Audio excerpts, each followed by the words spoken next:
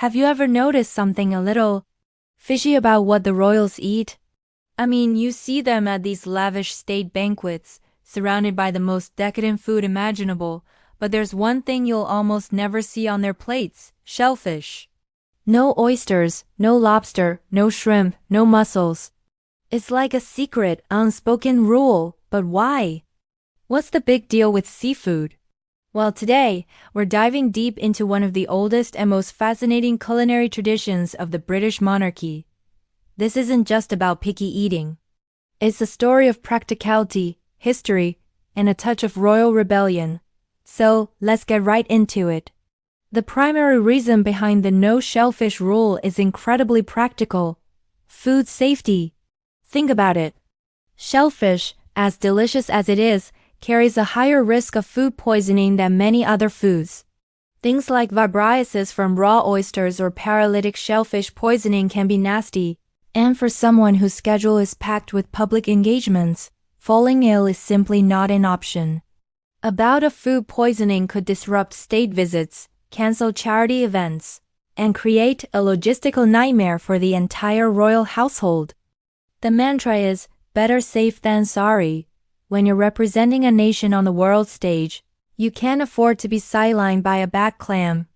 This rule is especially crucial when the royals are on tour abroad.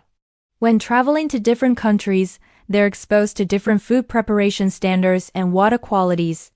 Sticking to safe foods minimizes the risk of illness far from home. Along with shellfish, the royals are also advised to avoid rare meat and tap water in foreign countries for the same reason. It's all about risk management. Imagine the diplomatic incident if a senior royal got seriously ill from something they ate at a state dinner. It's a precaution that has been passed down through generations. Now, where did this tradition come from? It's not a formal written-down law, but rather a long-standing custom, a piece of sensible advice that has solidified into royal protocol over the centuries. Historically, before modern refrigeration and food safety standards, shellfish was even riskier. A monarch getting sick could destabilize the entire kingdom, so avoiding potentially spoiled seafood was just common sense. This practical advice was likely passed from monarch to monarch, from courtier to courtier, until it became an ingrained part of royal life. It's a tradition born not out of snobbery, but out of the serious responsibility of always being fit for duty. The late Queen Elizabeth II was famously diligent about following this rule. She took her duties incredibly seriously, and that extended to her diet. She knew that her health was paramount to her ability to serve, so she dutifully avoided shellfish throughout her 70-year reign. But here's where it gets interesting. Rules, even royal ones, are sometimes made to be broken. Not every royal has been so strict. The biggest rebel in this story is our current King Charles III. Long before he was king, Prince Charles was known to occasionally indulge in shellfish. He's a man with a deep passion for food, sustainability, and supporting local producers. On a visit to the Whitstable Oyster Festival in 2013, he was famously photographed enjoying a fresh oyster. He didn't just break the rule. He did it with a smile, showing his support for the local fishermen. It was a classic Charles move, balancing tradition with his own personal convictions and a desire to connect with people. He understands the why behind the rule, but he also trusts the quality of British produce and is unafraid to enjoy it when he feels it's that safe. And he's not the only one. Prince William has also been seen sampling seafood on occasion. It seems the younger generation of royals takes a slightly more relaxed approach. While they are still very careful, especially on official overseas tours, they might be more willing to enjoy a lobster or some prawns in a trusted environment, like a private dinner or a reputable restaurant in the UK. This reflects a modern, more pragmatic approach to royalty.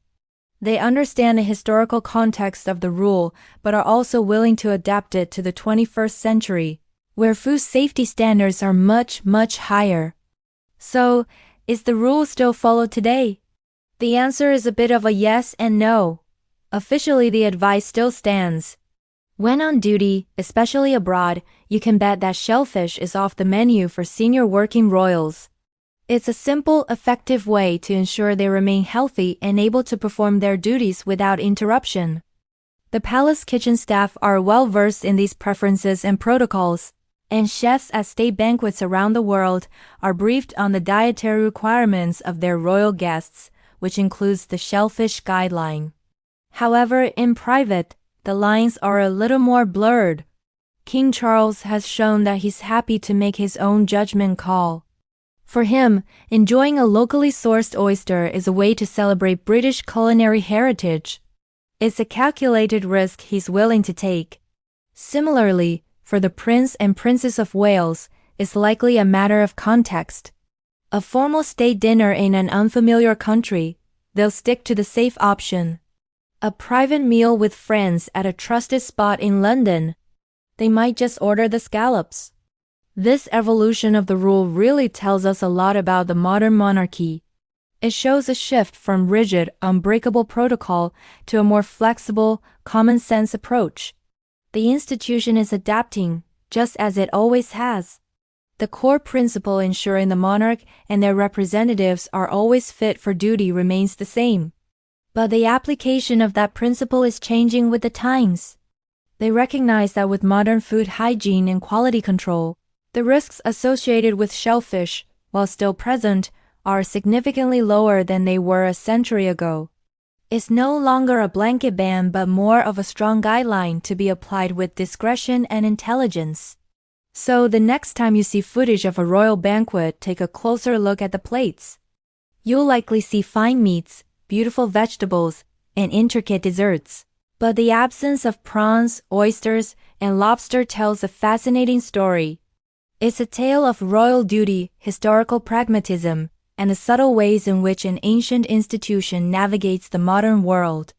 It's a quiet tradition that speaks volumes about the responsibilities that come with wearing the crown. From the Queen's steadfast adherence to Charles's rebellious oyster, this simple dietary rule provides a unique glimpse into the lives of the world's most famous family. Thank you so much for watching and exploring this piece of royal history with me. If you found this interesting, please give this video a like and consider subscribing for more deep dives into fascinating stories. Let me know in the comments if you know of any other quirky royal rules. See you in the next one.